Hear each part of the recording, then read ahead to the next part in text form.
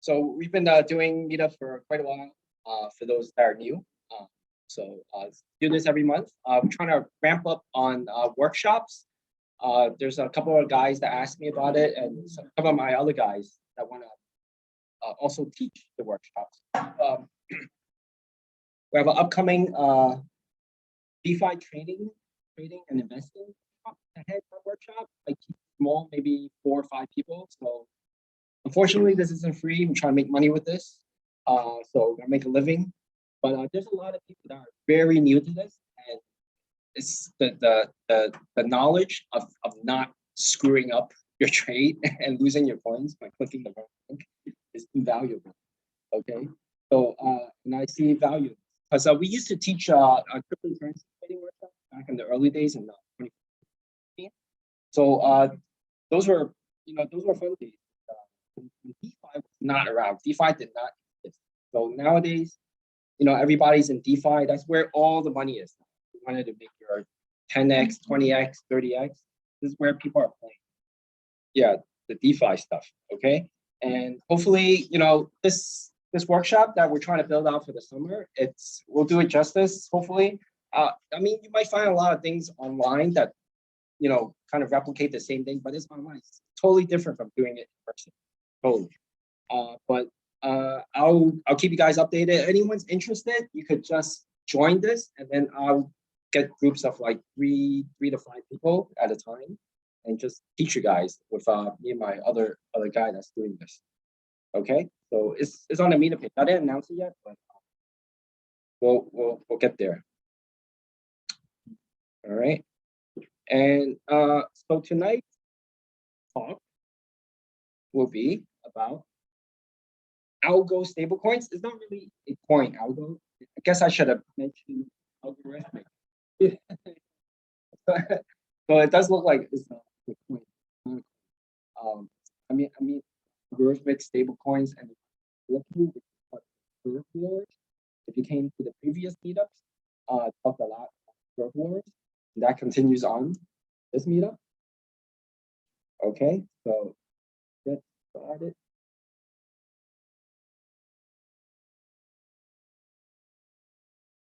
So first things first. So just so you guys know, I mean, most of you guys know, is Generation 1 stablecoins. Your typical USDT tether, which is really kind of the first major stablecoin, and USDC, which is what most people use nowadays in the US. I mean, it's not just these 3, but these 3 are kind of popular ones in the space. So these are asset backed, meaning that they have or whatever, like a company's holding back these things. Okay. So the problem with them is can't blacklist your invest for whatever reason. Okay, maybe you send coin to your cousin, another cousin that's related to terrorists somewhere else, and then the entire address, right, for whatever reason. So you have to deal with that. So it's not very decentralized. Okay. Same thing with USDC. The U.S. government will come down on addresses are not approved by them. Okay. So next thing is that the stable coins, the asset backed, they were around prior to algorithmic stablecoins, which really came into being when smart contracts starting in 2015 afterwards. So obviously, all new technology is a big experiment. So basically, algorithmic stablecoins are clever smart contract logic and game theory to take the coin to try to keep it at $1. They're not asset backed. There's nothing behind it, just programming. So a few examples of early birds that took the hit was an empty set dollar. So originally, these might have started at $1, but over time they usually peg because they're not backed by anything. And as you can see here, through the death spiral, Same thing with the next one, dynamic set dollar. Okay, starts at maybe gets to $1, but also dies. Another one, pretty recent. This one is a little interesting, where instead of the coin the coin fluctuates in price, but the thing is that if you hold 100 Ampleforth, it should be $100. But the thing is that if it spikes to 120, your count actually decreases by 20%. You actually have 80 Ampleforth. So instead of so it lets the price fluctuate, but your count of coins are also changed. So that's interesting experiment to see how that works. But it's not very stable.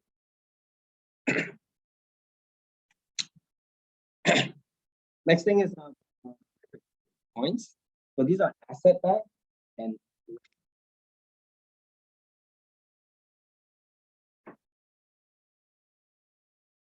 so the infamous Iron Finance, guys know about it. Previously, I think maybe a year or two ago. This is the one that Mark Cuban a buttload of money on it, supposedly. But it's supposed to be $1. So the thing is that it's 10, and it's not. I don't know how updated, but it's basically no one really uses it.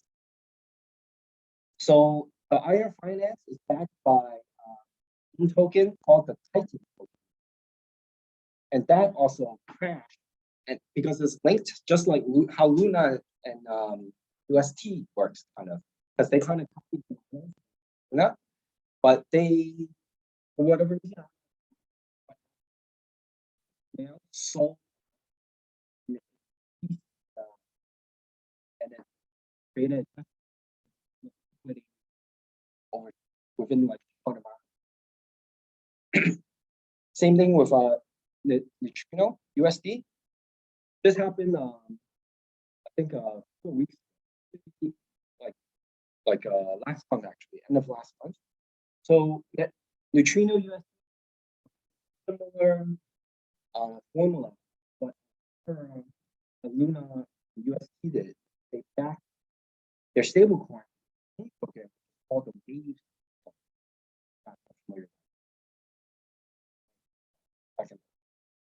So you see the gigantic spike that happened, like literally like.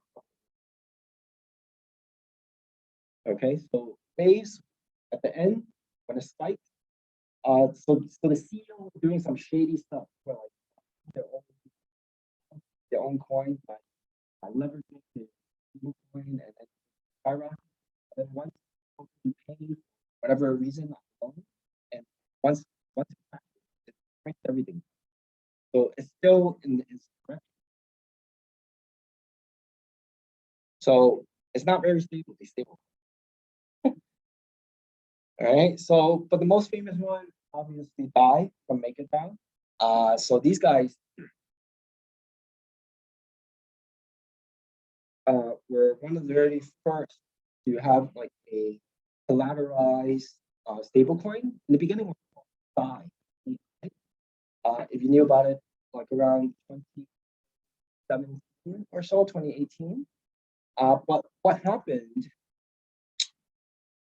was that it wasn't very stable either, even though it's MakerDao. The problem with this is not that it went down, it went up in price.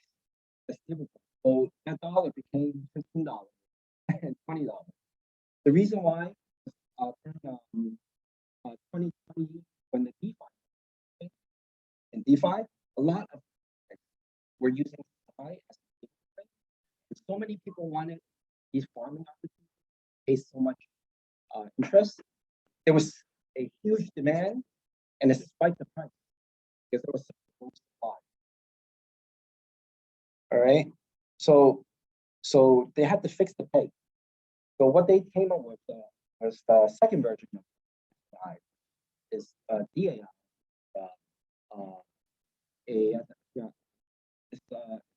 multiple assets backing the stable.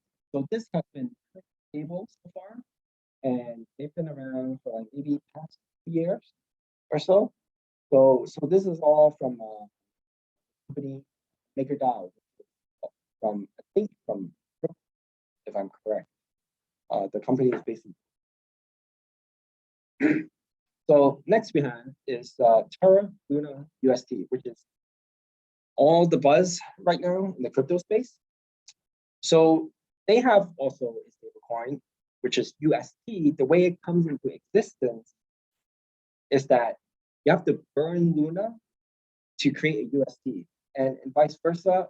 You have to mint Luna. You burn UST, if I'm correct. But yeah, please. When I first saw this in the early days, like, it doesn't look like it's like because it's back something that has artificial value, right? It's just somebody else willing to pay for it. But the thing is that what they're really known for in the past year or two is the crazy APY on USD on stablecoin. Huge.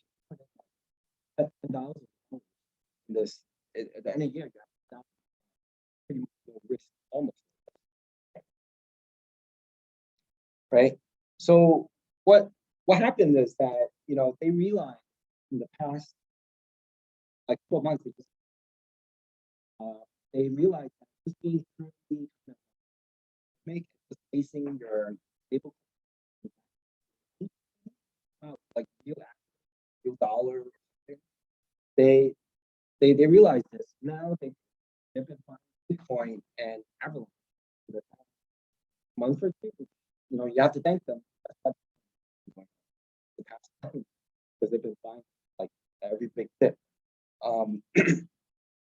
So you have Terra Luna. So keep that in mind. All right. Next, we'll talk about the 3 pool, which will tie it back to Terra Luna in a second. Okay. So the 3 pool is based off of Curve exchange, which sits on Ethereum, sits on Ethereum, biggest stablecoin. So when I say 3 pool, meaning that it's the 3 top stablecoins, which is USDC, USDT. So DAI had a free ride along this curve. Okay, so because they got a free ride, they don't really have to do anything. That's really kind of really first, right? So understanding the 3 pool is riding on the of it. The MakerDao's co-founder, one of the founders, mentioned in January this year that they noted that they see UST Luna as a Ponzi scheme, as technically it could be seen as if it's just getting another person to buy.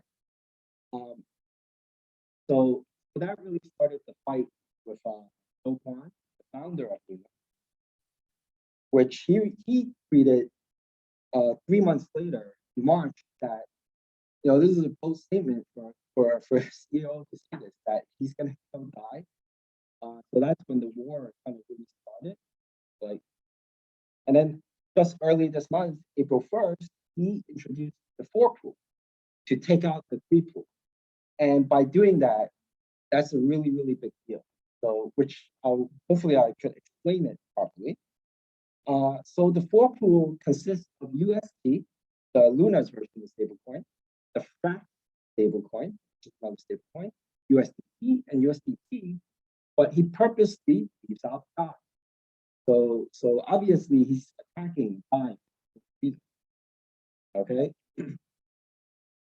So this is Curve. This is how Curve looks like. It looks really like the 90s, made like to be confusing.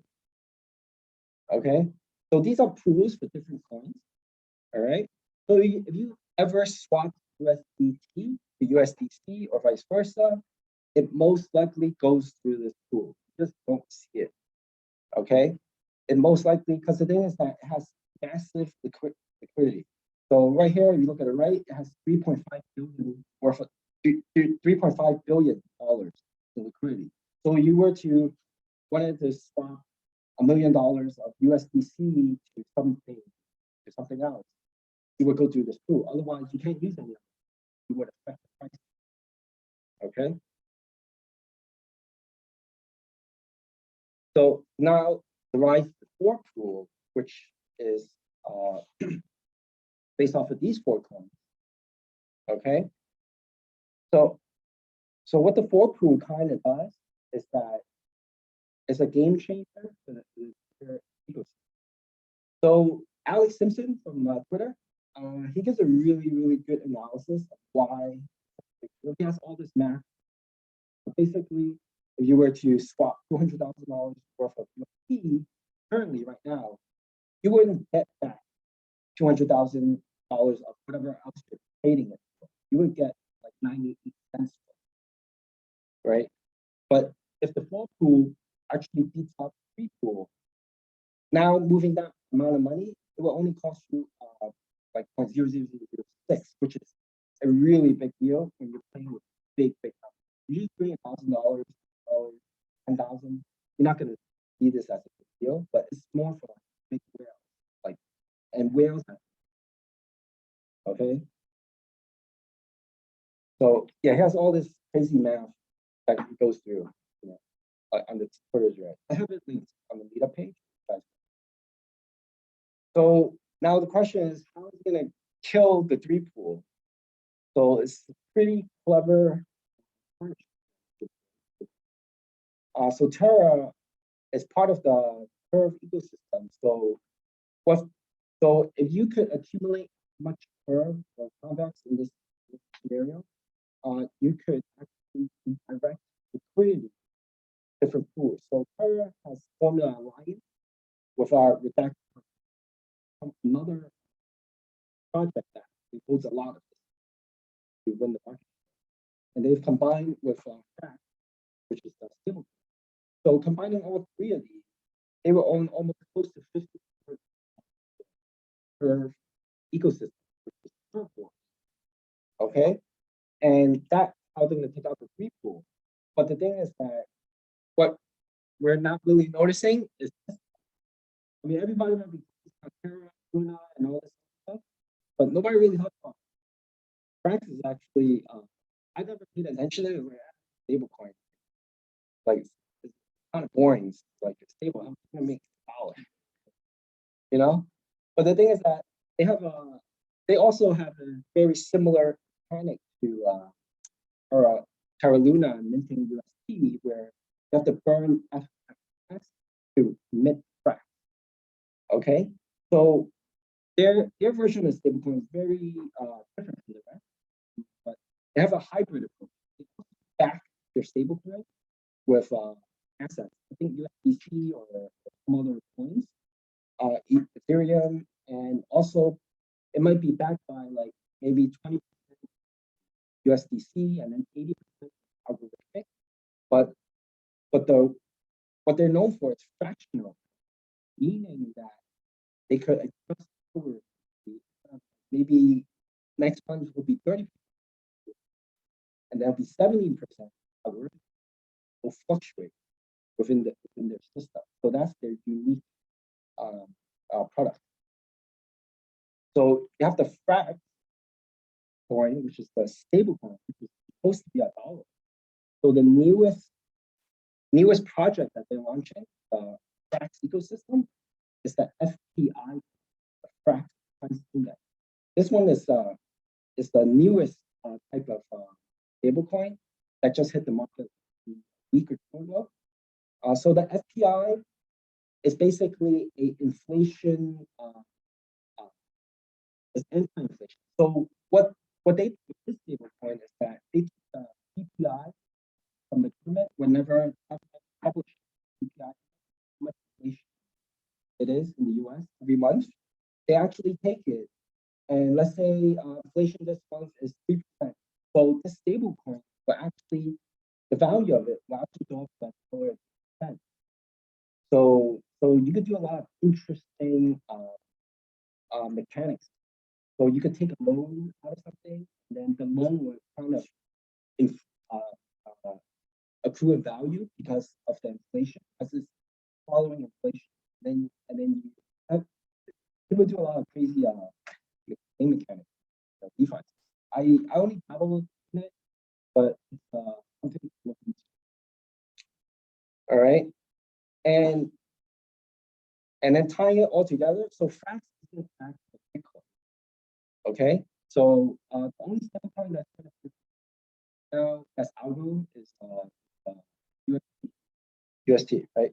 So, but the thing is that what if Frax with such an innovative stablecoin, their coin was the Bitcoin, which is what they announced like literally a couple of days ago, that they're working with the Citadel, which is this project isn't even fully launched yet, but they're planning this DAO planning to be the largest community-owned Bitcoin treasury. So they're getting like all these like cryptocurrencies. They're like different aspects, and they're trying to like connect all of them together somehow. I'm not sure exactly. I'm still piecing it all together, but they're gonna have some type of Bitcoin treasury backing each of these tokens somehow. And to have a algorithmic stablecoin, which is backed by Bitcoin and that's owned by, I think that's a pretty big deal. It's not, right? But it's something on the radar.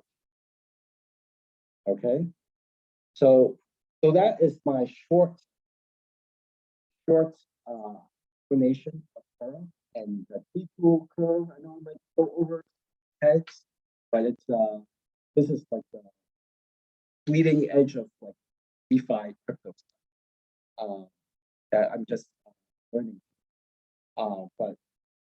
But yeah, questions. Like what's that? What's your name? Karan. Yeah, I guess you'd be the perfect person to discuss this. You have a stablecoin running.